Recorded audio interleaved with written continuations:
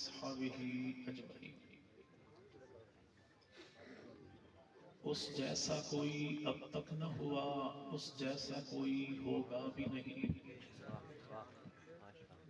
اس جیسا کوئی اب تک نہ ہوا، اس جیسا کوئی ہوگا بھی نہیں۔ اس کمبل پوش کے میں قربان، صورت بھی حسین سیرت بھی حسین، اور اوصاف کریں کیا اس کے بیاں، یہ میرا قلم یہ میری زبان ہے، سچ فرمایا صدیقہ نے، خلق اس کا ہے قرآن مبین۔ اور محمد سی ذات آ نہ سکے گی، محمد سی ذات آ نہ سکے گی، تاریخ ایسا دکھا نہ سکے گی، گھرانہ یارانہ بھی ایسا ملا ہے کہ دنیا ایسا لا نہ سکے گی۔ انتہائی قابل صد احترام و تعظیم حضرات اکابرین علماء کرام، بزرگان ملت، شرفائے امت، نوجوان دوستو، اللہ رب العزت کا بہت بڑا کرم اور احسان ہے کہ جس خالق کائنات نے اس دور پرفتن میں ہمیں آقا مدنی کریم صلی اللہ علیہ وسلم اور آپ کی پاکیزہ آل و اصحاب کے ذکر خیر کے صدقے یہاں مل بیٹھنے کی توفیق عطا فرمائی۔ دعا فرمائیں الہ العالمین ذکر حبیب خدا کے صدقے ہمارے گھروں میں برکتوں کا اور ہماری نسلوں کے حق میں ہدایت کا فیصلہ فرمائے۔ اللہ رب العزت نے عالم انسانیت کی رہبری اور رہنمائی کے لیے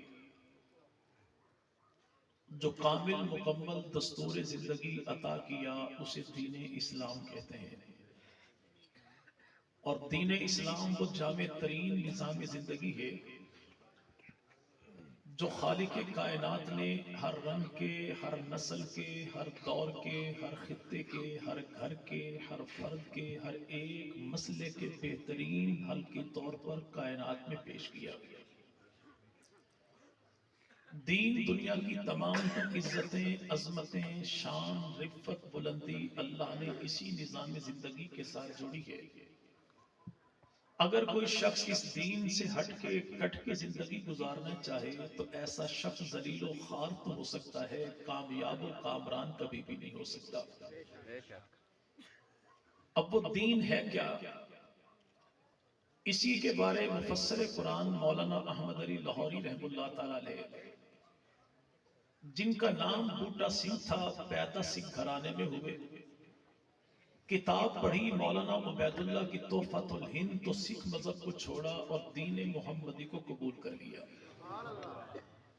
میرے اللہ کے دین کی دین دیکھیے کہ آنے والا جب آیا تو سکھ تھا، جب واپس پلٹا تو اللہ نے اسی کو مفسر قرآن بنا دیا تاکہ زمانے کو پتہ لگ جائے کہ خالق کائنات اپنے در پہ آنے والے کے حسب نسب کو نہیں دیکھتا بلکہ آنے والے کی طلب کو دیکھتا ہے، مانگنے والے کی تڑپ کو دیکھتا ہے۔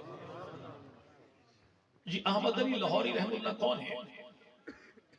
حافظ الحدیث مولانا عبداللہ درخواستی رحمہ اللہ تعالی علیہ ارشاد فرماتے ہیں کہ میں نے اپنی زندگی میں 2 جنازوں پر آسمان سے فرشتوں کو اترتا ہوا دیکھا۔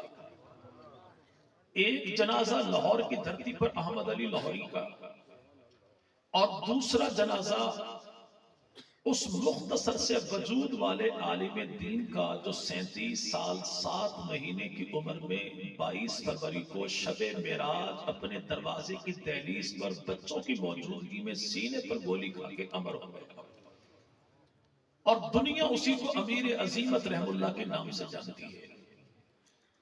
پوچھا گیا دین کیا ہے تو احمد علی لاہوری رحم اللہ فرمانے لگے کہ دین نام ہے کہ اللہ کو راضی کرنا ہے عبادت کے ذریعے، نبی کو راضی کرنا ہے اطاعت کے ذریعے، مخلوق کو راضی کرنا ہے خدمت کے ذریعے۔ اب جو حق کسی کا ہے اسی کو اس کا حق لوٹا دینا، اسے عین انصاف بھی کہتے ہیں، عین اسلام بھی کہتے ہیں۔ لیکن حق کسی کا دیا کسی کو جائے تو اسے ظلم بھی کہتے ہیں، اسے شرک بھی کہتے ہیں۔ لیکن اس فتنوں بھرے دور میں کہ اگر آج ہم سے کوئی پوچھنے والا پوچھے کہ دین کیا ہے تو ہمارا جواب بڑا سادہ اور مختصر سا ہے کہ دین نام ہے اللہ کے راج کا، نبی کے رواج کا، صحابہ کے انداز کا۔ اگر کوئی پوچھے کہ صحابہ کا انداز کیا ہے تو اتنی بات دل و دماغ میں بٹھا لیجئے کہ صحابہ کا انداز قرآن کا مزاج ہے۔ اللہ رب العزت نسل آدم کو جس رنگ میں رنگا دیکھنا چاہتا ہے اس رنگ میں مکمل طور پہ رنگے وہ پوری کی پوری جماعت ہے محبوب پیغمبر کے یاروں کی، جنہیں نبی کے صحابہ کہتے ہیں۔ اگر کوئی شخص اللہ کے راج کو نہ مانے ہم اسے بھی مومن نہیں کہتے، کوئی نبی کے رواج کو نہ مانے ہم اسے بھی مومن کہتے ہیں، اگر کوئی نبی پاک کے صحابہ کے انداز کو نہ مانے تو اسے بھی مومن۔ اور یہ معاملہ کوئی ضد کا، تعصب کا، انا پرستی کا نہیں ہے، یہ معاملہ کسی فرد، فرقے، تنظیم، گروہ، مسلک کے بارے نہیں ہے، بلکہ عقیدت یہی ہے کہ جو خدا کے راج کو نہ مانے وہ بھی مومن نہیں، کوئی نبی کے رواج کو نہ مانے تو وہ بھی مومن نہیں، کوئی نبی کے صحابہ کے انداز کو نہ مانے تو وہ بھی مومن نہیں۔ یہ کوئی اور نہیں، انکار کرنے والا اگر میرا حقیقی باپ بھی ہوگا تو سبھی لعنتی کافر تو کہیں گے، مسلمان کبھی بھی نہیں کہیں گے، اس لیے کہ رشتہ وفا کا جس ذات کے ساتھ ہے اسی کو آمنہ کا لال کہتے ہیں، اور ہمارے ہاں وفا کا انداز، مزاج، معیار یہی ہے کہ جو پیغمبر کے جتنا قریب ہے ہمیں وہ اتنا عزیز ہے، نبی سے جو جتنا دور ہے وہ اتنا بڑا مردود ہے۔ اب وہ دین جو اللہ نے دیا نسل انسانیت کی کامیابی کامرانی کے لیے، وہ دین دیا خدا نے، لیا مصطفیٰ نے، اور پھیلایا نبی کے پھیلایا نبی کے پھیلایا نبی کے پھیلایا نبی کے۔ یہ آواز ایسی ہے، ابھی بھائی نے کہا کہ 15 پہ کال کرنے والے کال کر رہے ہیں کہ آواز میرے گھروں تک پہنچ رہی ہے۔ ہم کہتے حضور ہم لاؤڈ سپیکر بند بھی کر دیں اور تو کانوں میں انگلیاں بھی ٹھوس دے تو تب بھی لفظ صحابہ تیرے دل و دماغ پہ برسے گا انشاءاللہ۔ نہ یہ آواز رکنے والی ہے، نہ سوچ رکنے والی ہے، نہ فکر رکنے والی ہے۔ یہ داد دے اہل سنت کے حوصلے کو کہ ہم دن میں 3 مرتبہ تیری تبرعی اذان سنتے بھی ہیں، برداشت بھی کرتے ہیں۔ ابھی تو ہم نے میرے بھائی آغاز ہی کیا ہے، ابھی تو گیم شروع ہوئی ہے نا بھائی، ابھی تو گیم شروع ہوئی ہے، ابھی تو یہاں پہ انشاءاللہ قائدین کا آنا جانا چکوال کی دھرتی پہ شروع ہوا ہے۔ کسی صاحب نے کسی محفل میں کہہ دیا تھا ہم چکوال کو جھنگ بنا کے چھوڑیں گے، میں نے کہا ایسا نہیں ہے کہ ہم چکوال کو جھنگ بنائیں گے، البتہ ہر چکوالی کو جھنگ بھی بنائیں گے۔ تو یہ آواز آپ کو سننی پڑے گی، ٹھنڈے پیٹوں سن لیں تب بھی ٹھیک ہے اور ویسے سن لیں تو تب بھی۔ دین دیا خدا نے، لیا مصطفیٰ نے، اور پھیلایا نبی کے چلے میں گھر سے نکلا تو ساگ تھا، کیا بھائی ساگ، بھائی سبزی ساگ، ٹھیک ہے نا۔ کشمیر پہنچا تو ہمارے کشمیر والے دوستوں نے کہا آپ کو کڑم کھلائیں، تو خیر سے وہ بھی ساگ تھا۔ واپس منسیرا جب پہنچے تو وہاں بھی کمالیہ قائد محترم کے شہر پہنچے تو وہاں بھی، اور یقین مانے کہ مظفر کا ناشتہ کے تو وہاں بھی۔ آج صبح ہم پہنچے ٹوبہ ٹیکسنگ میں تو خیر سے وہاں بھی ساگ تھا۔ اللہ اللہ کر کے چکوال پہنچے تو یہاں بھی ساگ تھا۔ موسم جو ہے ایسے موسم میں کبھی کبھار بندے کا دل کرتا ہے کہ بچہ میرا چکوال شہر میں پڑتا ہے، چلو وہ کلو آدھا کلو گھی مکھن چکوال دے کر بھیج دے، بچہ بھی کھائے گا تو موت اڑائے گا۔ اب یہ آدھا کلو مکھن اگر ہم نے دینا ہو تو اس کو بڑا اہتمام نہیں کرتے، سمپل سبزی والا شاپر اٹھائیں گے، جھاڑیں گے، مکھن ڈالیں گے، چنچی والے کو پکڑائیں گے، فلاں چوک پر بچہ کھڑا ہوگا یہ آپ اسے دے دیں۔ لیکن اگر یہی گھی 10 کلو ہو، پہنچانا کراچی ہو، بندہ بڑا جگری ہو، تو ہم یہاں پر شاپر نہیں اٹھاتے، حتیٰ کہ پلاسٹک والا ڈبہ بھی نہیں اٹھاتے، सिल्वर स्टील वाला डब्बा होगा, लीकेज चेक करेंगे, घी उसमें डालेंगे, शापर चढ़ाएंगे, ढकना बंद करेंगे, 2-4 गांव देहात बस्ती में जाके पता करेंगे कोई काबिल एतबार बंदा कराची जाने वाला है, अगर ना भी मिले तो आवाम कोच वाले को 1000 भी पकड़ाएंगे, डब्बा भी पकड़ाएंगे। अगर कोई पूछ ले पैसे ज्यादा है तो जवाब एक ही होता है कि मामला पैसों का नहीं, दिली तमन्ना ये है कि चीज बड़ी कीमती है, सफर बड़ा तवील है, बंदा बड़ा जिगरी है, उस तक तो चीज पहुंचे तो कामिल भी पहुंचे, खालिस भी। क्यों? चीज कीमती है, सफर तवील है, बंदा बड़ा जिगरी है। तो अल्लाह रब्बुल इज्जत की नजर में हजरत इंसान से बढ़ के अल्लाह को अजीज कोई नहीं, दीन से बढ़ के अल्लाह के यहां कीमती चीज कोई नहीं, कयामत से लंबा कायनात में सफर कोई नहीं।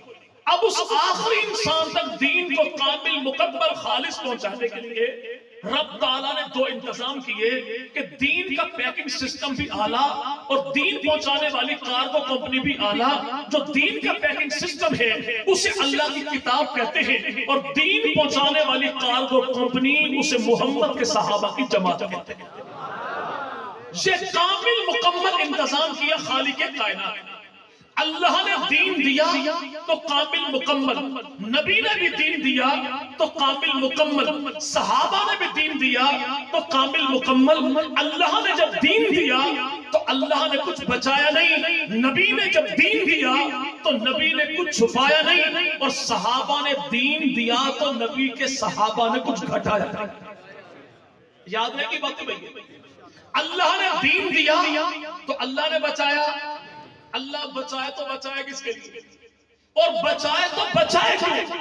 बचाए तो फर्ज कीजिए नदीम साहब घर में पहुंचे, भाभी मोहतरमा से रोटी मांगी, उन्होंने उठा के लाके हाथ पार सामने रख दिया, तो बाबा जी ने कहा अल्लाह की बंदी में तो रोटी खाता ही एक हूं, और वाकईतन बाबा जी घर में एक ही खाते, अपने घर में एक ही। अब वो जो कहते रोटियां 3 जो थी वो मैंने आपके सामने रख दिए, तो वो कहें कि मैंने खानी ही एक थी, तो जवाब ये मिलेगा कि घर में आपके बाद खाने वाला कोई है नहीं, तो जो थी वो आपके सामने रख दी। तो अल्लाह दीन बचाए क्यों कि इनके बाद घर में खाने वाला कोई नहीं, तो दुनिया में मेरे पैगंबर मोहम्मद अरबी के बाद आने वाला कोई नहीं। अल्लाह बचाए तो बचाए किसके लिए? जिसके लिए पूरी कायनात को रब ने तख्लीक किया, वो एक अकेली जात ही तो है जिसे आमना कलाल मोहम्मद अरबी कहते हैं। और उस महबूब पैगंबर के बारे में हमारा अकीदा क्या है?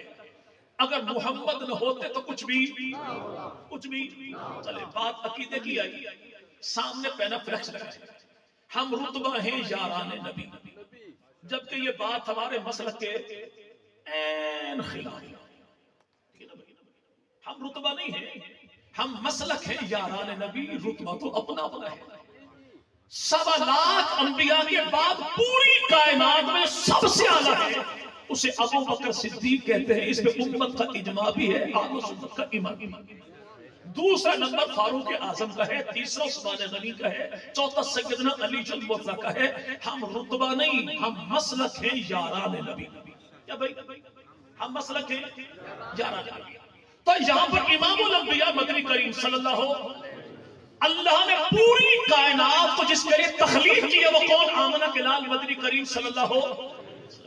लेकिन मेरे भाई गैप ऑफ कम्युनिकेशन जो आ जाए, मिलना मिलाना इंसान का कम जो हो जाए तो मामला बिगड़ जाते हैं। और मामला बिगड़ते कब हैं कि जब सवाल भी अपना हो, जवाब भी अपना हो, बंदा अगले से पूछे। उसको यूं समझ लीजिए कि नाला नदी के मेरे भाई दोनों किनारों पर 2 मकान हैं, और यहाँ पे मेरे भाई इमरजेंसी नाफिज हो गई कि सैलाब करीब आने वाला है, अपनी जान भी बचाओ, माल भी बचाओ। एक किनारे वाले साहब ने मकान की छत पे खड़े होकर उंगली का इशारा किया, तो दूसरे साहब ने 2 उंगलियां दिखा दी।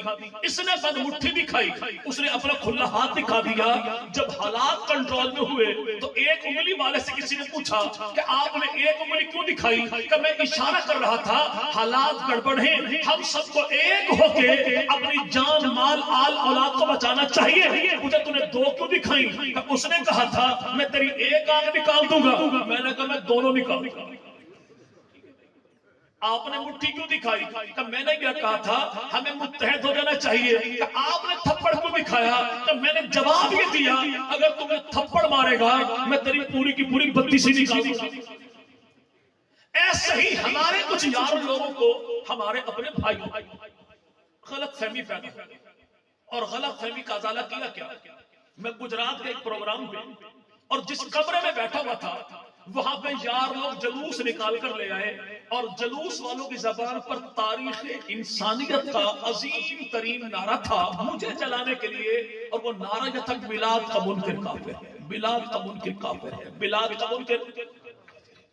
اب میزبان تھوڑے پریشان ہوئے تو میں نے کہا پریشانی والا تو معاملہ ہی کوئی نہیں، دروازہ کھول دیجئے، یہ احباب اندر تشریف لیں، نعرہ یہ لگائیں جواب میں دیتا ہوں، نعرہ میں لگاؤں جواب یہ دے دیں. رہا یہ معاملہ کہ میلاد کا منکر کافر ہے تو ان بھائیوں کو بتا دیجئے کہ یہ کافر کافر والا نعرہ ہم سے بہتر کوئی نہیں لگا سکتا.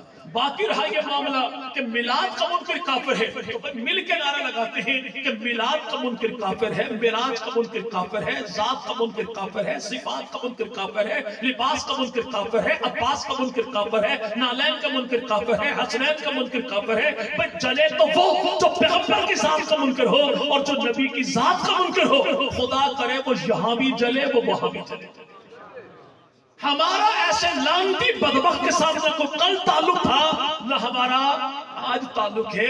اگر پیغمبر کی ذات کی توہین کرنے والا وہ میرا حقیقی رشتہ دار ہو ہم اس پر بھی لعنت کرتے ہیں، لیکن پیغمبر کی ذات کا دفاع کرنے والا ٹانگوں سے معذور ہو لیکن امت کو پیغمبر کے دفاع کے لیے کھڑا کر دے تو ہم فیض آباد والے بابا کو دونوں ہاتھوں کا سلام کرتے ہیں. کیونکہ جو نبی کا غلام ہے ہمارا وہ امام ہے. وہ دیوبندی ہو تب بھی، بریلوی ہو تب بھی، اہل حدیث ہو تب بھی، چونکہ ہمارے ہاں تو معیار یہی ہے جو ہمارے بانی نے دیا کہ محبوب پیغمبر مدنی کریم کے یاروں کا دفاع کرنے والا دیوبندی ہو ہم اسے بھی سلام کریں گے، دفاع کرنے والا بریلوی ہو ہم اسے بھی سلام کریں گے، دفاع کرنے والا اگر اہل حدیث ہو ہم اسے بھی سلام کریں گے کہ نبی کے صحابہ کا جو غلام ہے ہمارا وہ امام ہے. اور محبوب پیغمبر مدنی کریم کی ذات کا دفاع کے معاملے میں ہم دیوبندی بعد میں، محمدی پہلے، دیوبندی بعد میں، بریلوی بعد میں، دیوبندی میرا بھائی محمدی پہلے، اہل حدیث بعد میں، محمدی پہلے. ہماری پہچان دیوبندی ہونا نہیں، بریلوی ہونا نہیں، اہل حدیث ہونا نہیں. ہمارا سب سے بڑا اعزاز ہے تو اعزاز یہ ہے ہم محمدی ہیں اور آمنہ کے لال کے امتی، آمنہ کے لال کے امتی ہیں. تو ایمان عقیدہ یہ ہے کہ اللہ نے پوری کائنات کو جس کے لیے تخلیق کیا اسی کو آمنہ کا لال محمد عربی صلی اللہ ہو. اب اللہ نے دین دیا تو اللہ نے کچھ بچایا. جب بچانا تھا کس کے لیے؟ جب سب کچھ دے دیا آمنہ کے لال مدنی کریم صلی اللہ ہو اور اللہ نے دیا کتنا تو زمانے کے وہ گنتی شنتی پھٹا پھٹا کنڈا بٹا اس بات کا احاطہ نہیں کر سکتا کہ پیغمبر کی ذات کیا ہے، نبی کی صفات کیا ہے، نبی کی بلندی کیا ہے، نبی کی شان کیا ہے. امت محمدیہ کو رب تعالیٰ نے ایک ہی جملہ عطا کر دیا کہ انا اعطینا کل کوثر، کہ محبوب آپ کو دیا تو اللہ نے خیر کثیر عطا فرما. اب وہ خیر کثیر ہے کتنی بھائی؟ میری جیب میں چند ہزار روپے، ممکن ہے زیادہ بھی ہو لیکن حالات ایسے بھائی تھوڑے بتانے چاہیے. جی بھائی میری جیب میں چند ہزار روپے تو جس کے پاس لاکھوں ہے میرے نبی کو لاکھوں والا خیر کثیر وہ کثیر کا مالک ہے. لاکھ والے کے ہاں کروڑ والا کثیر کا مالک ہے، کروڑ والے کے ہاں ارب والا کثیر کا مالک ہے، ارب والے کے ہاں خرب والا کثیر کا مالک ہے، خرب والے کے ہاں پدم والا کثیر کا مالک ہے. یا بھائی ہر شخص جو ہے اس سے اوپر والا نچلے والے کے ہاں وہ کثیر کا مالک ہے. لیکن یاد رکھیے گا کہ پوری کائنات جس رب کی تو انگلیوں کے درمیان میں ہے وہ اللہ کہے کہ میں نے آمنہ کی رال کو کثیر عطا کیا تو اس رب کے ہاں کثیر کے مالک کا ہو. اب اتنا دیا اس خالق کائنات نے دیا، خدا نے لیا، مصطفیٰ نے دیا کتنا کہ دینے والا جانے یا لینے والا جانے. یا ہمیں اتنا پتا ہے کہ پوری کائنات میں ایک خدا کے بعد جو سب سے اعلیٰ بالا ہے وہی تو کالی کملی والا صلی اللہ صلی اللہ تو اللہ نے دیا تو اتنا دیا کہ قیامت تک کے آنے والے جملہ مسائل کا حل جو ایک ذات پیش کرتی ہے اسی کو آمنہ کا لال کہتے ہیں. اب وہ کہنے والا کہہ دے جی آپ تو امتی ہیں، آپ محمدی ہیں، آپ کلمہ پڑھنے والے ہیں، آپ تعریف نہیں کریں گے تو کون تعریف کرے گا؟ میں کہتا ہوں میں کیا، میری تعریف کیا، اللہ نے میرے پیغمبر کو محمد بنایا اور محمد کہتے اسی ذات کو ہیں کہ جس کی اپنے بھی تعریف کریں، بیگانے بھی تعریف کریں، عرش کی تعریف کریں، فرش کی تعریف کریں، غائبین بھی تعریف کریں، حاضرین بھی تعریف کریں، اپنے بھی تعریف کریں، بیگانے بھی تعریف کریں، حتیٰ کہ خالق بھی تعریف کرے، مخلوق بھی تعریف کرے. اس ذات کو محمد کہتے ہیں. اس ذات کو مائیکل ایچ ہارٹ مذہب عیسائی رہنے والا امریکہ کا کتاب لکھی تھا 100 کہ پوری کائنات میں 100 عظیم ترین شخصیات کون ہیں، لیکن جب کتاب میں نام لکھا تو جناب عیسیٰ اور موسیٰ سے پہلے سب سے اوپر جو نام لکھا وہ نام جناب عیسیٰ کا بھی نہیں، جناب موسیٰ علیہ السلام کا بھی نہیں، سب سے اوپر نام لکھا تو تیرے میرے محبوب پیغمبر محمد عربی صلی اللہ علیہ. اچھا عجیب مزے والی بات کہ پوری کائنات میں سب سے پہلا نام وہ لکھا آمنہ کے لال، اور امت محمدی میں دوسرا نام لکھا اس شخصیت کا کہ جس کے بارے کہنے والے نے کہا تھا کہ محمد کے صحابی کا وہ شانہ یاد آتا ہے، بدل کر بھیس گلیوں میں وہ جانا یاد آتا ہے، نجم اس عہد کی مائیں جب آٹے کو ترستی ہے تو عمر تیری خلافت کا زمانہ یاد آتا ہے. تیسرا نام کس کا لکھا تو آخری 3 صفحات اس کتاب کے پڑھنے کے قابل. اسے لکھا آخری صفحات میں کہ میں کتاب لکھنا چاہتا تھا 200 عظیم ترین شخصیات، تو میرے یار دوستوں نے کہا کہ کتاب بڑی ضخیم ہو جائے گی، آپ 100 افراد پر لکھیے. اگر میں 200 پر لکھتا تو 100 پر تو لکھ چکا، اگلے 100 کون ہوتے؟ ان اگلے 100 میں امت محمدیہ میں ایک نام شامل کیا اور وہ نام ہے نبی کے صحابی کا، علی کے بھائی کا، کاتب وحی کا، مجتہد ذیشان کا، فاتح کبیر کا، سیدنا امیر معاویہ کا. جانتے ہو بھائی وہی امیر معاویہ جو بعض لوگوں کو ایسے ہی ہضم نہیں ہوتا جیسے 4 ٹانگوں والے کو دیسی گھی ہضم نہیں ہوتا. پھر کہتے کیا ہے یعنی ان کا خاندان ٹھیک نہیں تھا، قبیلہ ٹھیک نہیں تھا. ہم کہتے کانوں میں انگلی دبانے والے مائی ڈیئر ملک، لڑائی بھی کوئی نہیں، جھگڑا بھی کوئی نہیں، پیار محبت کی باتیں ہیں. آج تو جناب ابو طالب کو ابو طالب علیہ السلام کہتا ہے، میں جناب خواجہ ابو طالب بھی کہوں، حضرت ابو طالب کہوں، کیوں نہ کہوں کہ مولانا اشرف علی تھانوی رحمۃ اللہ فرماتے ہیں میں جب بھی نام لکھوں ابو طالب کا تو خواجہ اور حضرت کے بغیر میں نے کبھی نام لکھا ہی کوئی نہیں. چونکہ میرے اکابر یہ کہیں اگر کسی شخص نے کلمہ نہیں پڑھا لیکن تعلق پیغمبر کے خاندان کے ساتھ ہے تو ایسے شخص کو گالی نہیں دی جائے گی، گالی اسے دے گا زد پڑے گی آمنہ کے لال کے خاندان پہ. اگرچہ کلمہ نہیں پڑھا لیکن احترام تب بھی ہے نسبت رسول خدا کی ذات کے ساتھ. اس جناب خواجہ ابو طالب کے 6 بچے ہیں، کتنے؟ 4 بیٹے ہیں 2 بیٹی. 4 بیٹے کون ہیں؟ طالب بھی بیٹا ہے، جعفر بھی بیٹا ہے، عقیل بھی بیٹا ہے، علی بھی بیٹا ہے، اور جناب سیدہ ام ہانی یہ بھی بیٹی ہے، جمانہ بنت ابی طالب یہ بھی بیٹی ہے. جناب خواجہ ابو طالب کے 4 بیٹوں میں طالب کی شادی ہوئی کوئی نہیں، باقی بیٹے بچے 3، عقیل کی بھی شادی، جعفر کی بھی شادی، علی کی بھی شادی. ابو طالب کے 3 بیٹوں میں کوئی ایک بیٹا ایسا بتا جس نے اپنے بچوں کا رشتہ امیر معاویہ کے خاندان میں نہ کیا.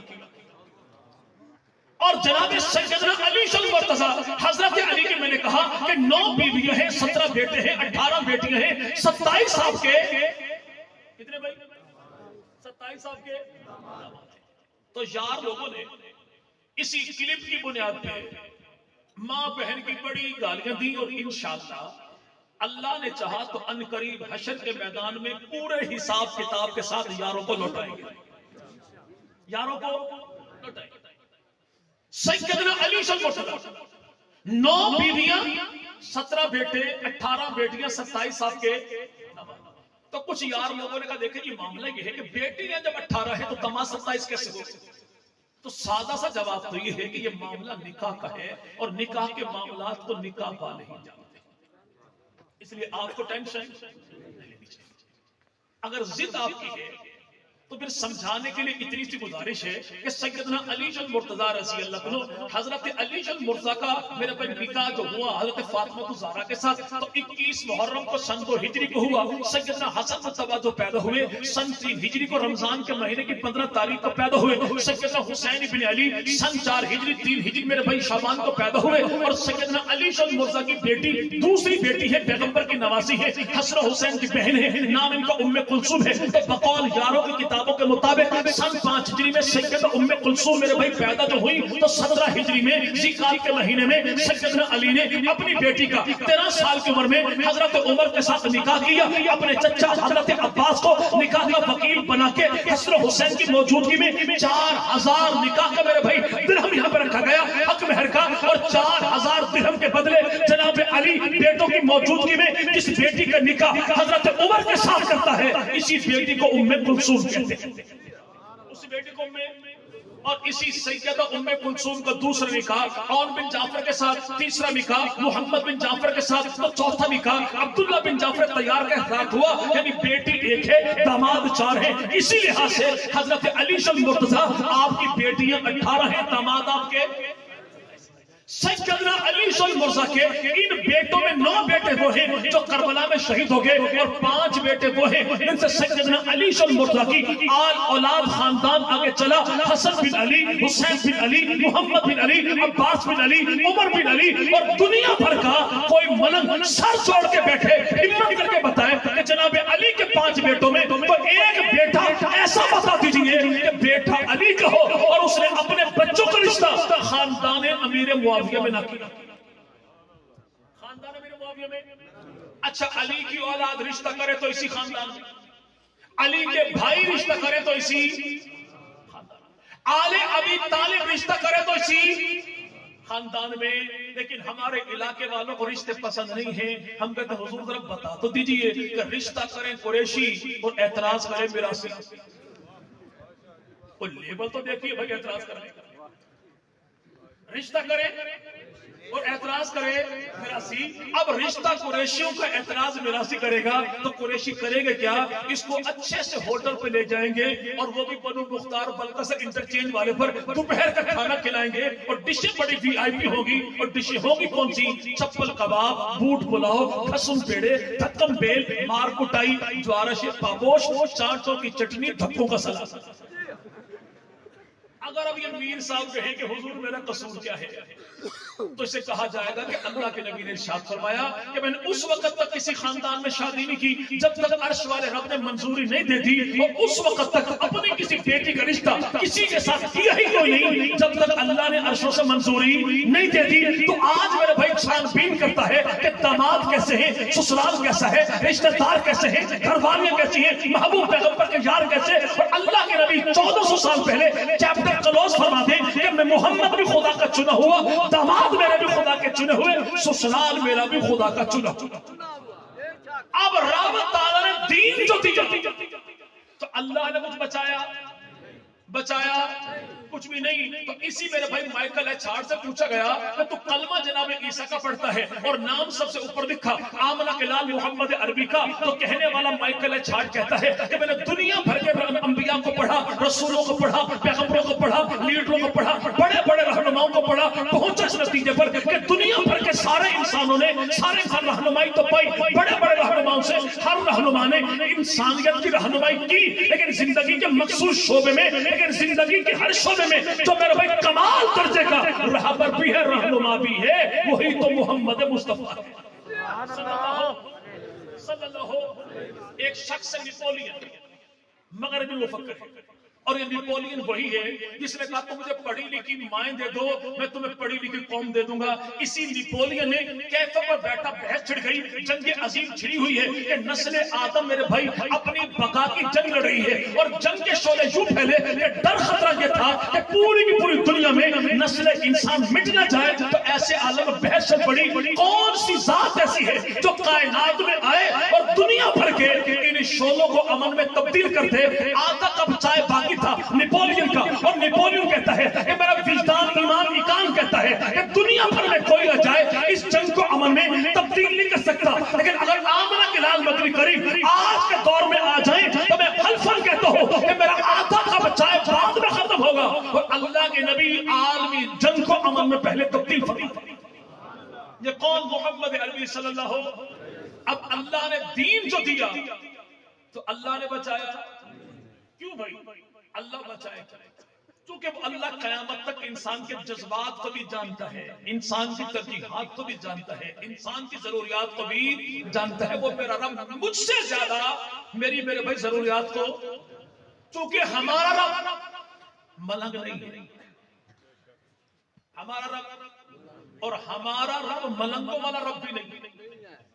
جنہوں نے کہا تھا کہ رب تعالیٰ نے فیصلہ کر دیا کہ یہاں پر امامت ملے گی جناب علی کو, علی کے بعد ملے گی حسن مرتضیٰ کو, حسن مرتضیٰ کے بعد ملے گی مولا حسین کو, مولا حسین کے بعد ملے گی ان کے بڑے بیٹے زین العابدین رحمۃ اللہ علیہ کو, زین العابدین کے بعد ملے گی ان کے بیٹے امام باقر کو, امام باقر کے بعد ملے گی ان کے بیٹے حضرت جعفر صادق کو, جعفر کے بعد ملے گی ان کے بیٹے اسماعیل کو. اللہ نے اعلان تو کر دیا لیکن ہوا یہ کہ اسماعیل فوت ہو گئے. اسماعیل تو سارے کے سارے ملنگ آگے امام کے پاس. مولا آپ نے تو اعلان کیا تھا میرے بعد میرا بیٹا اسماعیل امام بنے گا, آپ نے تو موسیٰ کاظم کو بنا دیا. کہ میں کیا کروں, مجبوری یہ ہے کہ اللہ فیصلہ کر کے بھول گیا. یہ بھولنے والا رب کسی اور کو ہوگا, ہمارا رب بھولنے والا نہیں ہے. ہمارا رب وہ ہے جس کے فیصلے, جس کی ذات بھی حق ہے, فیصلے بھی حق ہیں, ترجیحات بھی حق ہیں. اور رب وہ ہے جس کا انتخاب بھی حق ہے, جس کا پیغمبر بھی حق ہے, جس کی کتاب بھی حق ہے. اس اللہ نے کچھ بچایا اور نبی نے جب دین دیا تو نبی نے کچھ چھپایا. اور اگر نبی ہی چھپا لے تو امت کو دین کون بتائے گا؟ جی بھائی دین تو وہ چھپائے جو تقیہ باز, اور ہمارا نبی تقیہ باز. ہمارا نبی تقوی والا ہے, تقیہ والا نہیں, دبانے والا نہیں, دبانے والا ہے, دبنے والا نہیں, چھاپنے والا ہے, چھپنے والا نہیں, بھگانے والا ہے, بھاگنے والا نہیں, ڈٹنے والا ہے, ہٹنے والا نہیں. ہمارا پیغمبر وہ ہے جو طائف کے میدان میں پتھر کھائے لیکن قرآن کو نہ چھوڑے, اسی کو تو آمنہ کا لال کہتے ہیں. جو دام تو تلوائے دین کو نہ چھوڑے, اسی کو آمنہ کا لال کہتے ہیں. جو گان زخمی کروائے دین کو نہ چھوڑے, اسی کو آمنہ کا لال کہتے ہیں. جو بیٹی فاطمہ کے چہرے پر ابو جہل کے تماچے دیکھے دین کو نہ چھوڑے, اسی کو آمنہ کا لال کہتے ہیں. جو بڑی بیٹی زینب کی لاش کے ٹکڑے اٹھائے قبر میں دفنائے دین کو نہ چھوڑے, اسی کو آمنہ کا لال کہتے ہیں. جو باپ جیسے چچا حمزہ کی لاش کے ٹکڑے اٹھائے دین کو نہ چھوڑے, اسی کو آمنہ کا لال کہتے ہیں. جو 70 یاروں کی لاشیں ایک دن میں اٹھائے اور دین کو نہ چھوڑے, اسی کو آمنہ کا. اور میرا نبی کون ہے جسے اپنے تو اپنے بیگانے بھی کہیں کہ آمنہ کے لال جیسا صادق بھی کوئی نہیں, امین بھی. اللہ کے نبی 53 سال کی عمر میں 28 سفر کو مکہ چھوڑا, مدینہ گئے. مدینے جانے والے آمنہ کے لال مدنی کریم کے پاس بڑی بڑی امانتیں موجود تھیں مکہ کے لوگوں کی, اور ان امانتوں میں ایک سونے کا ہار بھی موجود تھا. اور وہ ہار کس کا تھا؟ جویریہ نامی خاتون کا. اور یہ خاتون کون ہے؟ جو ابو جہل کی بیٹی ہے. اور ابو جہل کون ہے؟ اس کو اللہ کے نبی نے فرمایا میری امت کا فرعون دیکھ رہے ہو تو اس ابو جہل کو دیکھ لیجئے. اس ابو جہل کی بیٹی کا ہار جس کے پاس بطور امانت رکھا ہے اسی کو آمنہ کا لال کہتے ہیں. یعنی اس دور کی کیا شان احمدی کا چمن میں ظہور ہے, ہر گل ہر سجن میں سونے محمد کا نور ہے. محمد کے نور کی روشنی کو بجھا سکتا ہے کون؟ جس کا حامی ہو خود خدا اس کو مٹا سکتا ہے کون؟ نعرہ تکبیر, شان محمد مصطفیٰ, شان صحابہ, خلاف راستہ, خلاف راستہ. اچھا دیکھیں بھائی, جو قوم اس بابا کی آواز کو نہ دبا سکی وہ جھلی قوم چلی ہے اتنے ہزاروں نوجوانوں کی آواز کو دبا. اب یہ اللہ کی تقدیر کے فیصلے میرے بھائی تمہیں سننا بھی پڑے گا, برداشت کرنا بھی پڑے گا.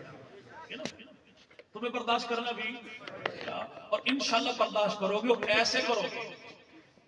اور ہم تمہیں نبی کے صحابہ کی شان یوں سنائیں گے, یوں سنائیں گے, یوں سنائیں گے, یوں سنائیں گے. انشاءاللہ سنتے سنتے تم سن ہو جاؤ گے, لیکن صدائیں صحابہ کی بند ہونے. اور یہ صدائیں ہماری اتنی زوراور ہوتی ہیں کہ یہاں پہ اذان صحابہ کا پہلا مؤذن چک ملک کی دھرتی کا نوجوان عالم دین الطاف الرحمان شہید مرنے کے بعد بھی جس کی قبر کو تم برداشت نہ کرتے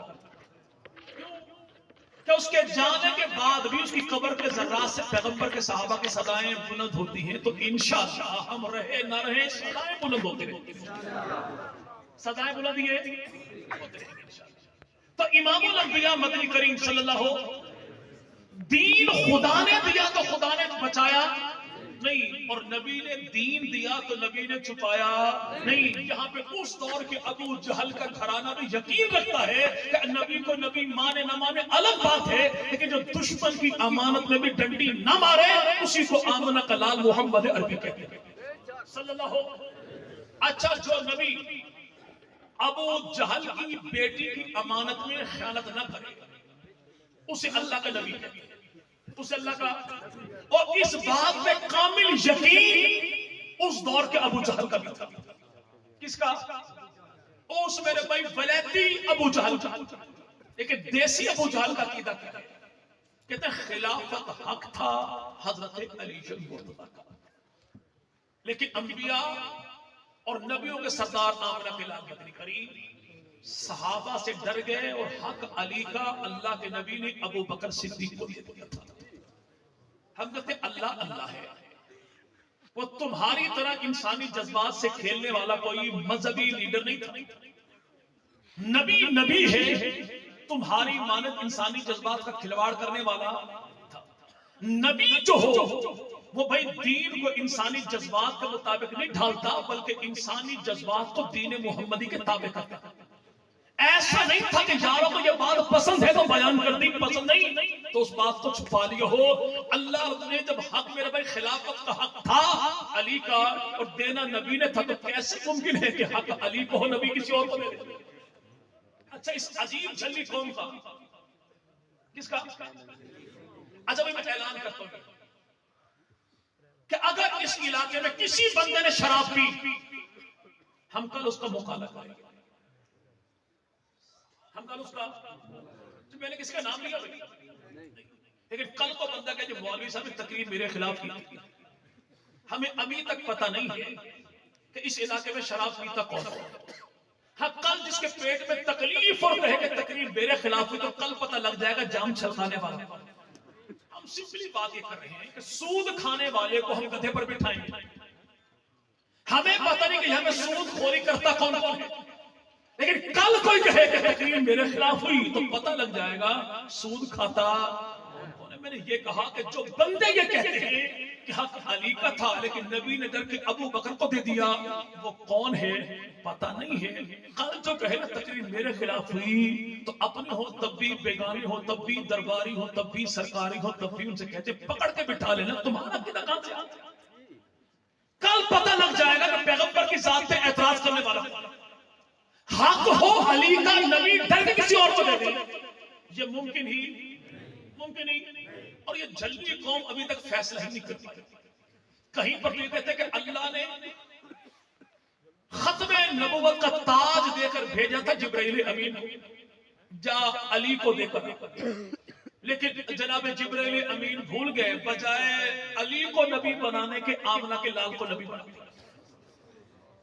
جن کے نزدیک پیغمبر کا تصور کہ نبی نبی بننے کا اہل نہیں تھا، کہ نبی نبی بنا ہے تو جبرائیل کی غلطی کی بنیاد پر بنا ہے۔ اس میں ہمارے جو مذہبی جغرافی یہ کہتے ہیں نہیں، کلمہ تو سب کا ایک ہے، نبی تو سب کا ایک ہے۔ بھائی نبی سب کا ایک کہاں سے آ گیا؟ میرا نبی خدا کا انتخاب ہے، اس کا نبی تو جبرائیل امین کی غلطی کا نتیجہ ہے۔ اس کے ہاں رسالت کی شان اور ہے اور میرے ہاں رسالت کا مقام اور ہے، تو میرے پاس کلمہ بھی ایک کوئی نہیں اور معاملہ بھی یہاں پہ رسول والا معاملہ بھی ایک کوئی نہیں۔ اب یہاں پہ کبھی یہ کہیں کہ یہ علی المرتضیٰ وہ نبی بننے آئے تھے، کبھی کہیں خلیفہ بلا فصل بننے آئے تھے، ہم کہتے ہیں کم از کم فیصلہ کر دو، تمہارا اور تمہارے پڑوس والوں کا دونوں کا مشترکہ معاملہ ہے۔ انہوں نے کہا ہم نے کتاب ڈھونڈ لی، ان قریب برطانیہ ہماری کتاب کی تصدیق کرے گا، اور پچھلوں نے کہا تھا کہ ہمارے نبی کی تصدیق برطانیہ کرتا ہے۔ تمہیں جو چیز جہاں سے آئی ہو تصدیق تو وہی کرے گا۔ کسی کی کتاب وہاں سے آتی ہے اور کسی کی ذات وہاں سے آتی ہے. الحمدللہ ہماری جماعت میں خدا کی جانب سے، کتاب پہ خدا کی جانب سے، پیغمبر کی ذات پہ خدا کی جانب سے. ہمیں نہ برطانیہ چاہیے نہ فرنگی چاہیے، ہمیں تو نہ ملنگ چاہیے نہ بھنگی چاہیے. ہماری ذات جہاں سے پیغمبر والی تو وہ بھی خدا کی جانب سے، اس لیے ہمیں تصدیق کی ضرورت ہے. انہوں نے بھی کہا یہ دیکھیں ہمارا جو مرزا ہے یہ مہدی بن کر آیا، پھر کا مسیح بن کر آیا، پھر کا نبی بن کر آیا، پھر ترقی کرے گا خدا ہی میں خود ہوں، یعنی سپرلیٹو ڈگری اپنے نام ہی کر لی. تمہارے وہ ہیں جو درجہ بدرجہ بن رہے ہیں اور ہمارے وہ ہیں. آمنہ کے لال مدنی کریم خود ارشاد فرمائیں کہ ابھی جناب آدم غار مٹی کے درمیان تھا، میں محمد تب بھی خدا کا رسول ہوں.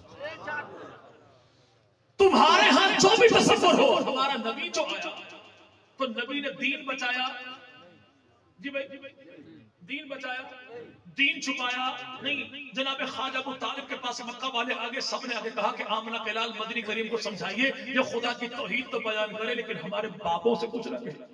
بڑی انویسٹمنٹ ہم نے کر لی.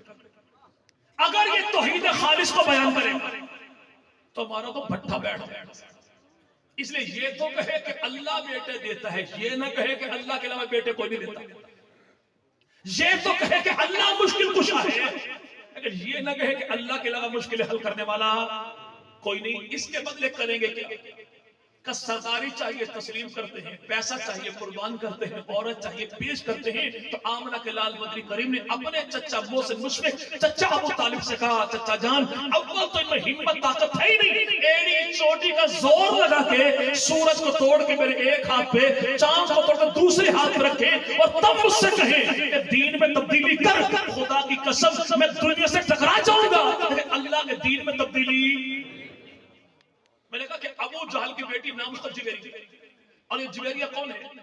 اسی سے حضرت علی سیدہ فاطمہ کی موجودگی میں دوسری شادی کرنا چاہتا تھا. تو سیدہ فاطمہ بچوں کو لے کر امام الانبیاء مدنی کریم کے گھر تشریف لے. بیٹیاں زبان سے نہ بھی بولے، والدین کی نگاہوں سے بیٹیوں کے دکھ چھپے ہوئے. اللہ کے نبی جو خیریت تھے، عرض کیا رسول اللہ آپ کے چچا کے بیٹے آپ کے بھائی علی دوسری شادی کرنا چاہتے. کس سے؟ ابو جہل کی. دوسرا نکاح کرنا، دوسری شادی کرنا شریعت محمدی میں جائز ہے کہ نہیں؟ جی بھائی. لیکن چونکہ سیدہ فاطمہ کو بات پسند نہیں تھی تو اللہ کے نبی نے فرمایا وہ بات جو زہرا کو پسند نہ ہو وہ مصطفیٰ کریم کو بھی پسند کوئی نہیں. یہاں پہ سیدہ فاطمہ کی رائے کا احترام دیکھیے علی کے دل میں. زہرا کے دل کی بات جو زبان پہ آئی، سیدنا علی نے حضرت فاطمہ کی زندگی میں کبھی شادی کرنے کا سوچا تک بھی نہیں. اب علی شادی کرنا چاہے یہ بات ٹھیک ہے بھائی، جائز ہے نا شادی کرنا، لیکن سیدہ جو اس بات کو برا محسوس کرے اس میں جناب علی کا کوئی قصور ہے؟ جی بھائی کوئی قصور بھی نہیں ہے. ہاں سیدہ کی رائے پتہ چل جائے پھر علی شادی کرے تو پھر تو کچھ کہا جا سکتا ہے. یہ حدیث یہاں کی تھی کہ اللہ کے نبی نے فرمایا کہ سیدہ جس چیز کو پسند نہ کریں نبی کو وہ بات پسند نہیں. اگر زہرا ناراض ہو جائیں تو اللہ کے نبی بھی ناراض ہو جاتے ہیں. حدیث یہاں تھی کہ یار لوگوں نے یہاں سے کٹ کیا، پیسٹ کر دیا باغ فتح. جی جس سے زہرا ناراض ہو جائے وہ خلیفہ نہیں بن سکتا. جب سیدہ زہرا ناراض ہوئی کیسے؟ ابھی یہاں سے مولوی صاحب اٹھے اور وہ چلے. ممکن کو کل بھائی کہے کہ مولوی صاحب نا شادی سے ناراض ہو کے چلے. کیوں اتنی دیر لگا دی؟ چاستی آئی بھی ٹھنڈی ٹھنڈی گل. یہ سارا اصال ثواب ہے بابا چکوار کے. کس کے بھائی؟ بابا خطیب کو کھانا کھلا کے اسٹیج پر لانا ایسا ہی ہے کہ بکرے کے سامنے چھری بھی تیز ہو چارہ بھی ڈالا. اب یہاں پر کہنے والا کہ وہ ناراض ہو کے چلے گئے. آپ سے کہا تھا وہ ناراض ہونے کا؟ یعنی کہا نہیں تھا، میرا وجدان خیال ہی. یہاں پہ راوی کہتے ہیں کہ سیدہ ناراض ہوگی تھی. جی آپ سے سیدہ نے کہا؟ جی کہا تو کوئی. پوری زندگی سیدہ فاطمہ کی زبان سے کوئی ایک لفظ سین شین کی کتابوں میں یعنی سلامتی والوں کے ہاں شاہ والوں کے ہاں موجود ہی نہیں کہ سیدہ فاطمہ نے زبان سے کہا ہو کہ میں ابو بکر صدیق سے ناراض ہوں. چونکہ ناراضگی کیفیت دل کی ہے، اور جب تک زبان پر آئے تو پتہ چلتا ہی تو کس نے کہہ دیا؟ اگر آپ کی بات مان بھی لی جائے کہ جس سے سیدہ ناراض ہو جائے وہ خلیفہ نہیں بن سکتا، تو حضور آپ کی اپنی کتابوں میں 4 مرتبہ کے واقعات لکھے ہیں کہ سیدہ فاطمہ نے گالی دے کر کہا، تھپڑ مار کر کہا، گریبان پکڑ کر کہا، نام لے کر کہا کہ میں علی سے ناراض ہوں۔ اگر ایک مرتبہ جس سے فاطمہ ناراض ہو جائے اگر وہ خلیفہ نہیں بن سکتا تو تیری کتابوں کے مطابق سیدہ نام لے کے 4 مرتبہ جس سے ناراض ہوں وہ خلیفہ بلا فصل کیسے بن سکتا ہے؟ مولا کائنات کیسے بن سکتا ہے؟ اب یہ کون سی گدڑ سنگی تیرے پاس ہے کہ جسے چاہے تو جائز قرار دے دے؟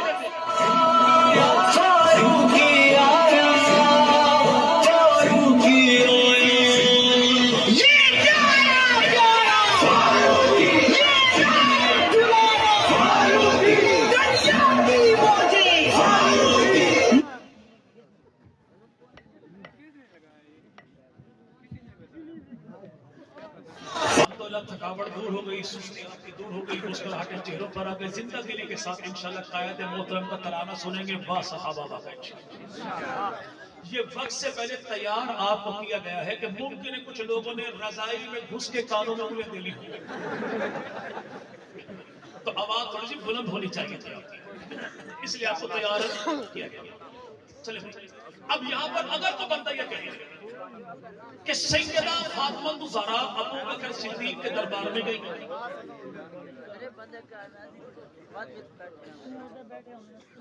چلے سارے خود خاموش ہو جائیں، کوئی کسی کو خاموش نہ کرے۔ بعض لوگوں کا کہنا کیا ہے کہ سیدہ طیبہ طاہرہ اما فاطمہ الزہرا ابو بکر صدیق کے دربار میں گئی۔ سوال کرنے والا سوال کرتے گئیں کہ نہیں گئیں؟ ہم کہتے گئیں نہیں گئیں یہ معاملہ بات کا، دنیا بھر کے سارے ملنگ مل کے آیت اللہ سے لے کر لعنت اللہ تک، مطلب بڑوں سے لے کر چھوٹے تک،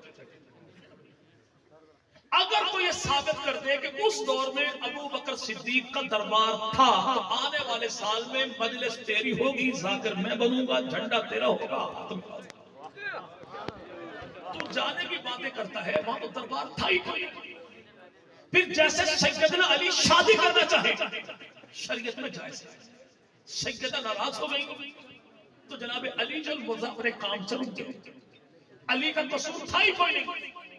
سیدنا ابو بکر صدیق نے محبوب پیغمبر کی حدیث سنائی کہ بیٹی فاطمہ، اللہ کے نبی کا فرمان یہ ہے کہ انبیاء کی وراثت درہم و دینار نہیں ہوتی بلکہ ان کی کیا ہے؟ حکمت، اور دین جو ہے وہ ان کی وراثت ہوا کرتی ہے۔ کہتے نہیں، یہ حدیث ابو بکر نے گھڑ لی تھی، امام بخاری نے 2 نمبر حدیث لکھی ہے۔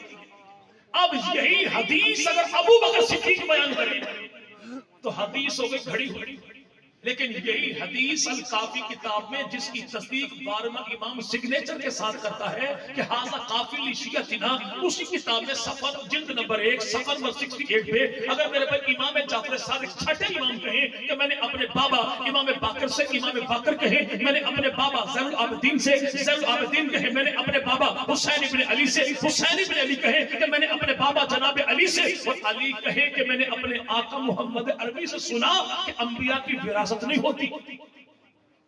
اگر بخاری میں ہو تو 2 نمبر حدیث ہے، اگر الکافی میں ہو تو پھر کیا کہے گا؟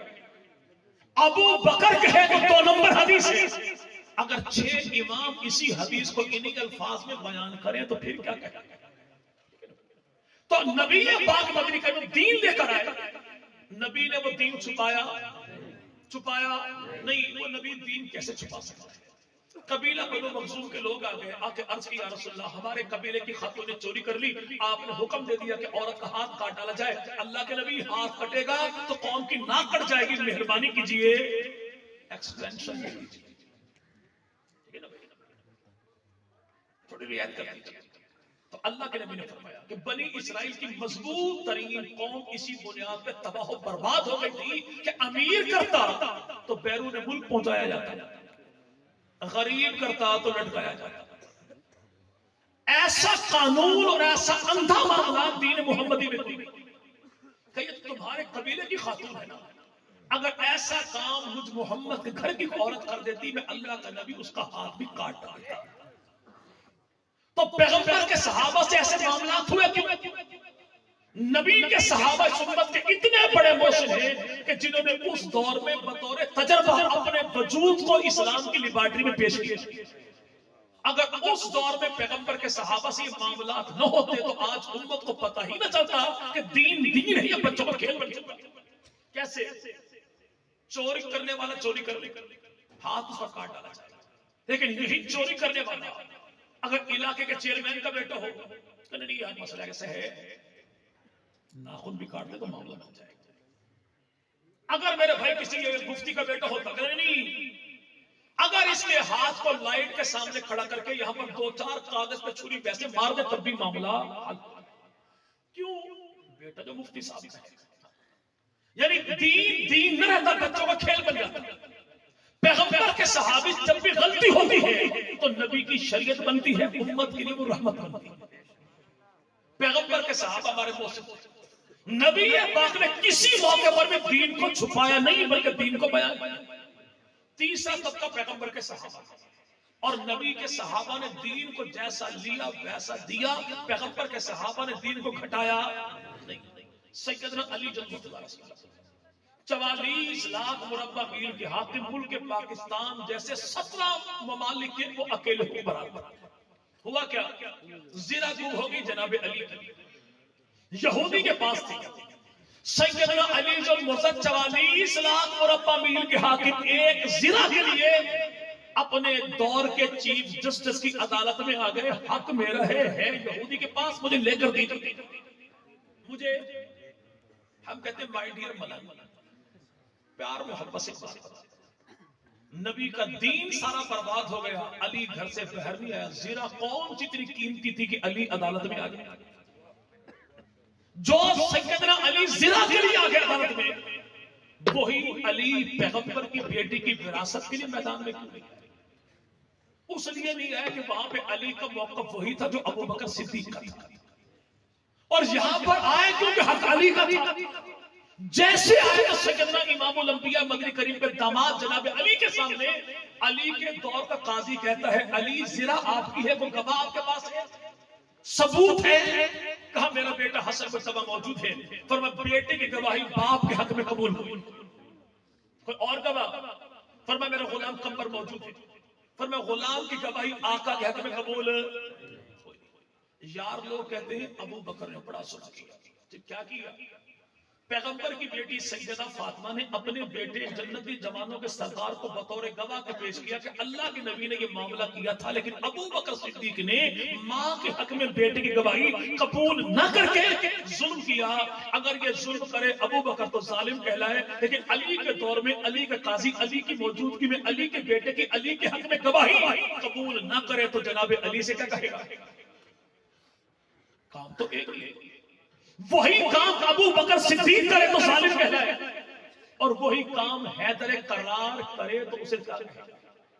ہمارے نزدیک تو میرے بھائی یہاں میں جو ابو بکر نے کیا ہم اسے بھی تسلیم کریں, جو علی نے کیا ہم اسے بھی تسلیم کریں, اس لیے کہ ہم دین ابو بکر کے بھی پاسبان ہیں, دین علی کے بھی پاسبان. سیدنا علی زرہ جو تھی تو یہاں پہ قاضی نے کہا کہ آپ کے پاس چونکہ ثبوت کوئی نہیں, میں زرہ اٹھا کے قاضی کے حوالے کرتا ہوں, یہودی کے حوالے کرتا ہوں.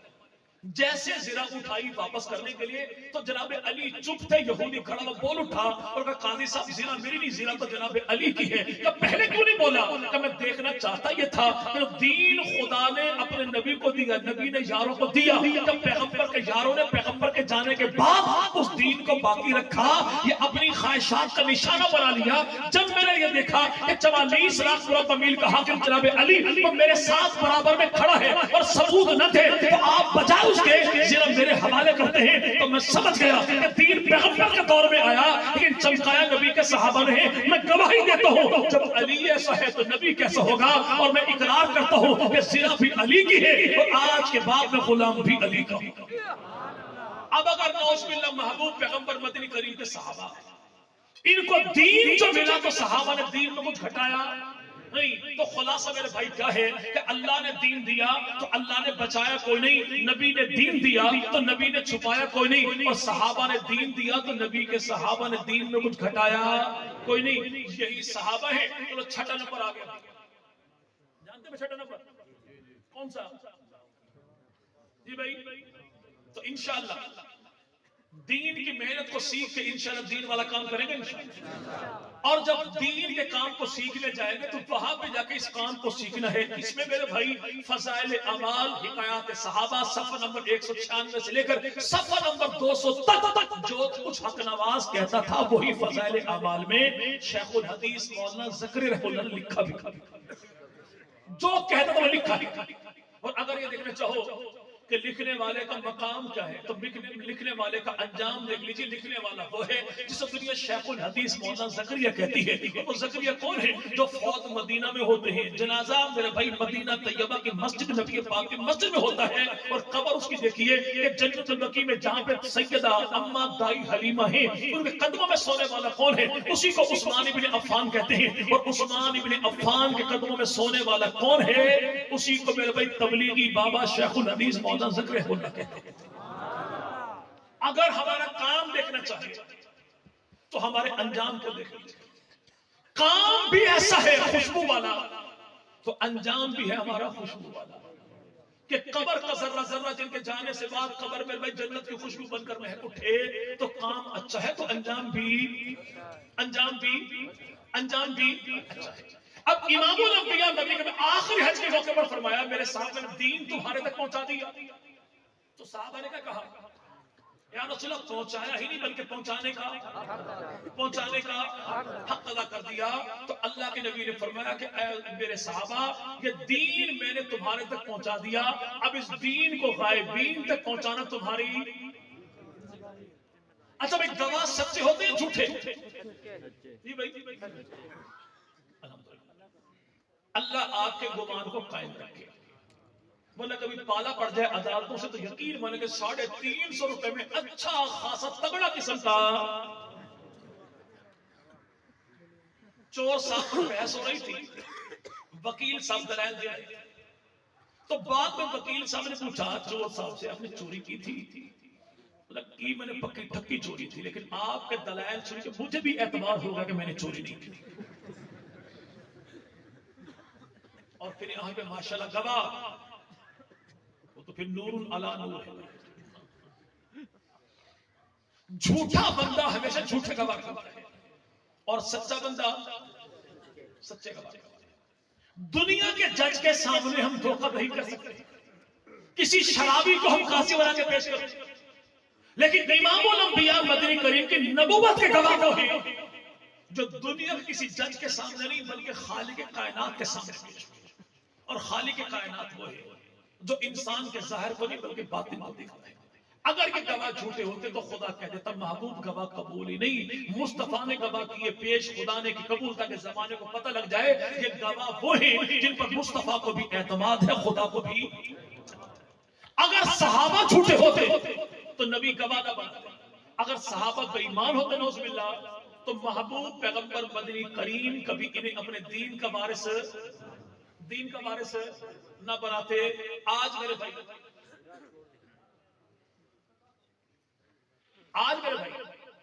کسی ملنگ کا 350 والا موبائل خراب ہو جائے بندہ کہ بنے گا چکوال سے مگر نہیں کسی رکشے والے کو نہیں دوں گا. ممکن بندہ بے ایمان نہ ہو جائے بیچ کے نہ کھا جائے. بھائی اگر تو جنہیں بے ایمان سمجھتا ہو تو اپنے 350 والا موبائل نہیں دیتا. اگر نوز باللہ پیغمبر کے صحابہ بے ایمان تھے تو اللہ کے نبی نے اتنا بڑا دین کیوں دے دیا؟ تو موبائل اسے دے ٹھیک کروانے کو جن پر تجھے اعتبار ہو تو نبی نے دین انہیں دیا ہے جن پر نبی کو اعتبار تھا. تو اللہ نے دین دیا تو اللہ نے بچایا کچھ نہیں. نبی نے دین دیا نبی نے چھپایا کچھ نہیں. اور صحابہ نے دین دیا تو صحابہ نے گھٹایا کچھ نہیں. انشاءاللہ ہم اتحاد کے ساتھ اتفاق کے ساتھ پیار کے ساتھ محبت کے ساتھ اہل سنت بن کے امتی بن کے محمدی بن کے دیوبندی بریلوی اہل حدیث کی تفریق سے نکل کر خدا کی توحید کا ڈنکا بجائیں گے، پیغمبر کی ناموس کا جھنڈا لہرائیں گے، نبی پاک کے صحابہ نبی کے اہل بیت کی عزت و عظمت کا نعرہ لگائیں گے، تو انشاءاللہ یہ نعرہ لگاتے لگاتے قبر کی پاتال میں اتریں گے، خود سکون سے سوئیں گے، لیکن مرنے کے بعد بھی منکر صحابہ کو سکون کی نیند سونے نہیں دیں گے۔ رب تعالیٰ میرا آپ کا حامی ناصر ہو، تو آخر دعوانا